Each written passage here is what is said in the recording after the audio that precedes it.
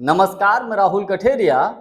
Bharatiya Janata party की एक वक्त में कद्दावर नेता रही पूर्व केंद्रीय मंत्री स्मृति ईरानी जी दोबारा से एक्टिंग की दुनिया में वापसी करने जा रही हैं। इसको लेकर सोशल मीडिया पर कई लोग उनकी खिंचाई कर रहे हैं, ट्रोलिंग कर रहे हैं। तो कुछ लोग स्मृति ईरानी जी के बचाव में खड़े हैं कि ठीक है, दोबारा से अपनी एक्टिंग की दुनिया में वापसी करनी तो उसमें बुराई क्या है। इसमें कतई कोई दो राय नहीं, कोई बुराई नहीं है। और मैं खुद स्मृति ईरानी जी को एक्टिंग की दुनिया में वापसी करने के लिए, उनकी सफलता के लिए उनको शुभकामनाएं देता हूं। लेकिन आखिर ऐसी नौबत क्यों आई, क्यों लोग स्मृति ईरानी जी को ट्रोल कर रहे हैं।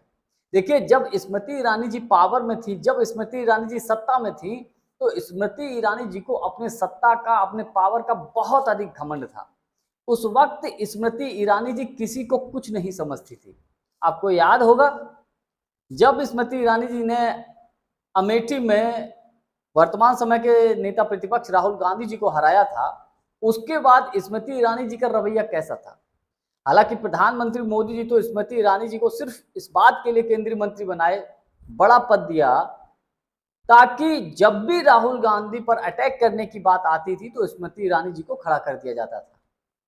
और स्मृति ईरानी जी ने राहुल गांधी को लेकर इतना झूठ बोला, इतना झूठ बोला जिसकी कोई लिमिट नहीं। उदाहरण के तौर पर आपको याद होगा, जब भारत जोड़ो यात्रा शुरू होने जा रही थी, उस वक्त स्मृति ईरानी जी ने क्या गंभीर आरोप लगाया था कि राहुल गांधी ने स्वामी विवेकानंद जी के हाथ नहीं जोड़े। हालांकि ये सरासर झूठ था। उसके बाद कांग्रेस की तरफ से बाकायदा वीडियो जारी किया गया, फोटो दिखाया गया, जिसमें राहुल गांधी स्वामी विवेकानंद के हाथ जोड़े खड़े हैं। और कई मुद्दों पर राहुल गांधी को लेकर वो कोई मौका नहीं छोड़ती थी। कई बार राहुल गांधी को लेकर बहुत बड़े बड़े झूठ बोले। मतलब अहंकार, घमंड इतना कि अगर कोई पत्रकार स्मृति ईरानी जी से सवाल पूछ दे किसी मुद्दे को लेकर, तो स्मृति ईरानी जी भड़क जाती थी। और एक बार तो संसद में स्मृति ईरानी जी ने सोनिया गांधी जी को लेकर उनका एक तरीके से बहुत बड़ा अपमान कर दिया था, क्योंकि सोनिया गांधी वरिष्ठ नेता है, ठीक है विपक्ष में है, लेकिन फिर भी भाषा संयमित होनी चाहिए, मर्यादित होनी चाहिए। लेकिन स्मृति ईरानी जी की जो भाषा थी, सोनिया गांधी माफी मांगो, सोनिया गांधी माफी मांगो, इस टाइप की भाषा थी। तो जब स्मृति ईरानी जी केंद्रीय मंत्री थी, भारतीय जनता पार्टी में कद्दावर थी, मैं इसलिए बोल रहा हूं कद्दावर थी, लेकिन अब नहीं है। अगर कद्दावर होती तो इस वक्त भारतीय जनता पार्टी में, मोदी सरकार में कद्दावर होती। तो ये तमाम ऐसे उदाहरण हैं जो स्मृति ईरानी जी जब सत्ता में थी, पावर में थी, तो घमंड चरम स्तर पर था, किसी को कुछ नहीं समझती थी, विशेषकर गांधी परिवार को तो विशेषकर टारगेट करती थी। लेकिन दौर आया 2024 का। 2024 के लोकसभा के चुनाव में जब कांग्रेस पार्टी की तरफ से स्मृति ईरानी जी के खिलाफ केएल शर्मा को खड़ा किया गया, और केएल शर्मा ने स्मृति ईरानी जी को जब हराया, तो मैं समझता हूं कि इससे ज्यादा और कुछ बुरा सपना स्मृति ईरानी जी के लिए कुछ हो ही नहीं सकता।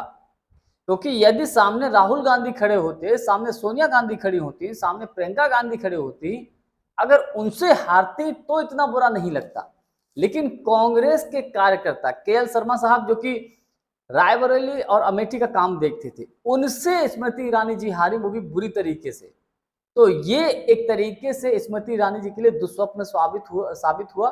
और उसके बाद स्मृति ईरानी जी की जो सितारे हैं वो गर्दिश में धीरे धीरे चलते चले गए, और मोदी जी ने तो बिल्कुल एक तरीके से स्मृति ईरानी जी से बिल्कुल बायकॉट सा कर दिया, यानी कि स्मृति ईरानी जी पैदल हो गई। अब राजनीति में भारतीय जनता पार्टी में कोई बड़ा पद मिला नहीं, मोदी सरकार में मंत्री तो बनाई नहीं गई, तो करें तो क्या। तो स्मृति ईरानी जी को लगा कि अब पुराने अपना जो करियर था उसकी तरफ वापस जाया जाए। एक्टिंग के करियर में स्मृति ईरानी जी ने वापसी की है, और इसमें अच्छी बात है, उनको शुभकामनाएं देना चाहिए।